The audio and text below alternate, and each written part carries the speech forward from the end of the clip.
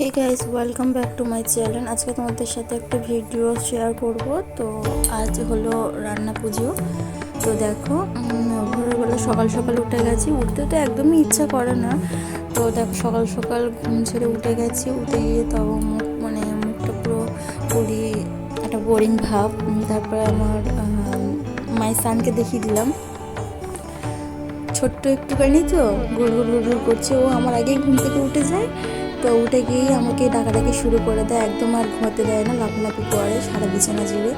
তো বিছানা ছেড়ে উঠে গেলাম। এবার বাইরের দিকে আসলাম। বাইরে এত বৃষ্টি, অন্ধকার ছিল, আর তার মধ্যেও বৃষ্টি শুরু হয়ে গেছিলো। আমার ছেলে দেখো কত সুন্দর হাসছে। এবার বাইরের দিকটা একটু দেখিয়ে দিই। বাইরে দেখো কি সুন্দর বৃষ্টি পড়ছে। আর আমি তো ভেবেছিলাম আজকে সারাদিনটাই মনে হয় বৃষ্টিতে কাটবে, কারণ আজকে তো রান্না পুজো, মুডটা পুরোই অফ করে দেবে। তো তারপর বাড়ির ভিতরে ঢুকলাম। ঢুকে দেখলাম খুব অন্ধকার। তো দিয়ে আবার লাইটটা জ্বালালাম, বারান্দার লাইটটা জ্বালিয়ে দিলাম, কারণ খুবই অন্ধকার ছিল। তো এবার আমার মায়ের স্থানকে, মানে আমার ছোট্ট দুষ্টু মিষ্টি ছেলেটাকে মা খাওয়াচ্ছে। ও তো খাবেই না হারকিস, আর মাও শুনবে না, না সকালবেলা খাইতেই হয়। তো সেই হিসাবে খাইয়ে দিচ্ছিল ও জোর করে করে। ও তো খেতেই চাইছিল না, কিন্তু জোর করে করে খাইয়ে দিচ্ছিলো। তারপরে এদিকে দেখালাম যে ঠাম্মা মশলা করছিলো রান্না পুজো। আমি আবার ফ্রিজ খুলে মাছ টাছগুলোকে একটু বার করে দিলাম।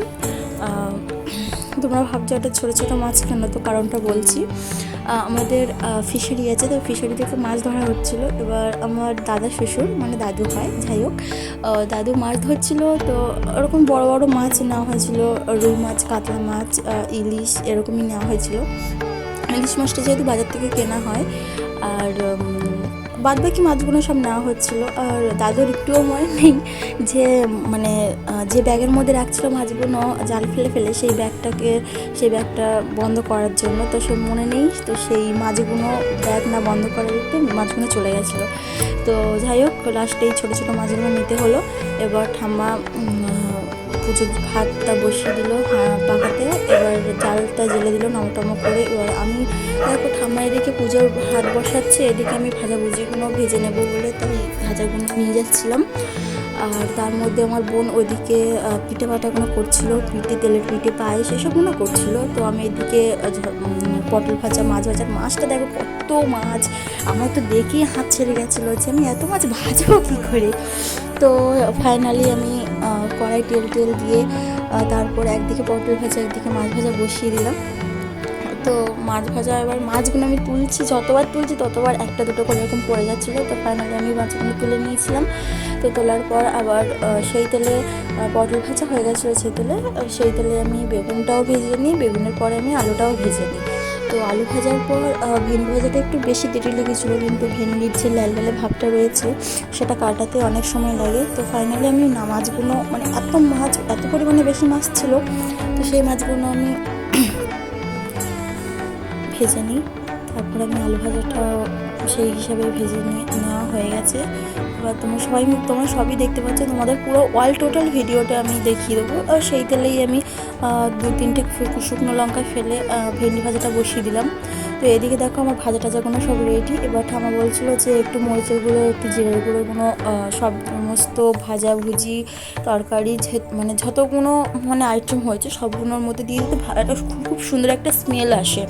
তো আমি দিয়ে দিচ্ছিলাম। আর বাদবাকি ঠাম্মার কুমড়ো ভাতটা হয়ে যাওয়ার পরে যে চচ্চড়িটা হয় রান্না পুজোর, কুমড়ো, পুঁই শাক, আলু দিয়ে, তো চিংড়ি মাছও থাকে তার সঙ্গে। তো যেহেতু তো ওই তরকারিতে আমি দিচ্ছিলাম। তারপরে পিঠে বাটাগুলো দিয়ে দিলাম, তোমরা সবাই দেখতে পেলে। তারপরের দিন সকালবেলা আমি স্নান করে রেডি হয়ে পুজোতে চলে এসেছি। তো আমি তো কোনো দিন করিনি। তো মা আমাকে বলে দিচ্ছিলো যে এইভাবে করতে হয়, ওইভাবে করতে হয়, করতে করতে শিখে যাবি। তো প্রথমে বললো যে মনসা গাছের ডালটা পাখার মধ্যে দিয়ে সিঁদুরের ফোঁটা দিতে হবে। তারপরে কেশের গুঁড়ো রাখবে। তো কেশের যেহেতু ফুল ফোটেনি, তাই ওই শিশির পাতাগুলোই নিয়ে এসেছিলো। তারপর শাপলা পাতা দিলাম। তারপর পুজোর হাঁড়িতে যে আরেকটা যে ভাতের বড় হাঁড়ি থাকে, পায়েসের হাঁড়িতে, এরকমই সমস্ত হাঁড়িতে আস্তিক চিহ্ন রেখে তারপর সমস্ত ভাজাভুজিতে আমি শাপলা পাতাগুলো, শাপলার যে ফুলটা করেছিলাম মানে মালাটা করেছিলাম সেটা দিয়ে দিলাম, আর ভাতের হাঁড়িটাও খুলে একটু দেখিয়ে দিলাম সমস্ত। এবার ওই যে উনানের চারিপাশে যেগুলো সাজানো ছিল সেগুলো কিন্তু আমি সাজিয়েছিলাম। তো যাই হোক, এবার আমি থানে একটু দুধ কলা দিতে যাবো মা মনসাকে। তার আগে আমার বাড়িতে শিব আছে, শিবটাকে আমি ভালো মতো স্নান টান করিয়ে নিলাম, নিয়ে একটু বেলপাতা দিলাম, দিয়ে দুধ ঢেলে তারপরে ভালো জল দিয়ে ভালো করে স্নান টান করিয়ে রেখে এবার আমি চলে যাচ্ছি। দেখো রেডি হয়ে গেছি থানে যাওয়ার জন্য। এদিকে একটু দেখতে আসলাম যে কতদূর আয়োজন হয়েছে। তো দেখো পুজোর জোগাড় হয়ে গেছে। তো তার আগে থানে যাওয়ার আগে আমার যে শ্বশুরমশাই রয়েছে তিনি পুজো করছেন। ঠাম্মা প্রত্যেক বছর ঠাম্মাই করে, তো ঠাম্মা বললো যে আমি ভালো করে পারি না, তো তুই কর বলে আমি শ্বশুরমশাইকে বলবো। তো শ্বশুরমশাই মানে পুজোটা করছে, তো আমি বললাম যে একটু ভিডিও করি, পুজোর ভিডিওটা সমস্ত ভিডিও করছি যেকালে, তাহলে পুজোর ভিডিওটাও করি যে কীভাবে পুজো করে না করে পরবর্তীকালে আমরাও করতে পারি। তো দেখো পুজোটা হয়ে গেছে। এবার আমি বরমশাইকে নিয়ে থানে যাওয়ার উদ্দেশ্যে বেরিয়ে গেছি। এবার তার আগে দেখো আমি একটু দেরি করেছিলাম, আমার একটু দেরি হয়ে গেছিলো, তার জন্য কিন্তু বোনেরা কলা নিতে ভুলে গেছিলো। তো আমি কলা নিয়ে গেলাম।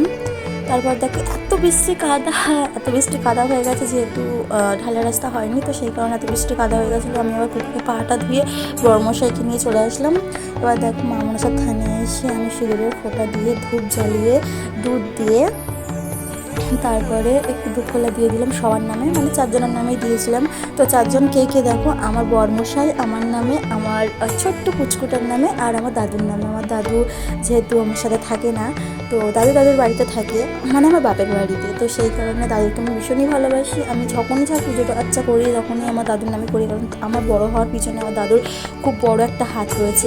শুধু দাদু বলছিলাম, দাদুকে আমার বড় একটা হাত রয়েছে।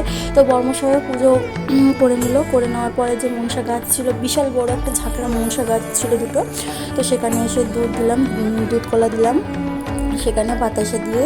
এবার দেখো ওই যে দুধটা আমি ঢালছি, দুধটা দেওয়ার পরে যে উঁচু হয়েছিল মশা গাছের কাঁটাটা আমার মাথায় ফুটে গেছিলো। তো আমি মানে বুঝতেই পারিনি যে হঠাৎ করেই ফুটে গেছিলো। তারপর বরমশাই বললাম চলে যাচ্ছি, তা বললাম চলো একসাথে যাই বলে আবার তাড়াতাড়ি করে বাড়িতে এসে দেখি না আমার পুচকুটা কাঁদছিল।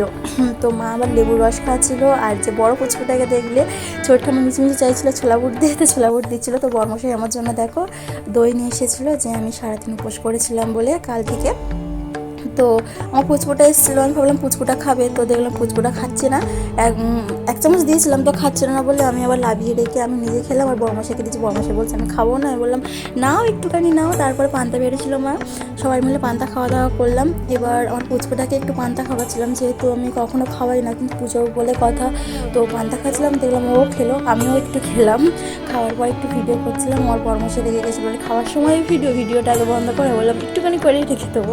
তারপরে দেখো সবাই খাচ্ছে, সেই ভিডিওটা করে রেখে দিলাম। ভালো লাগলে অবশ্যই শেয়ার, লাইক, কমেন্ট করো।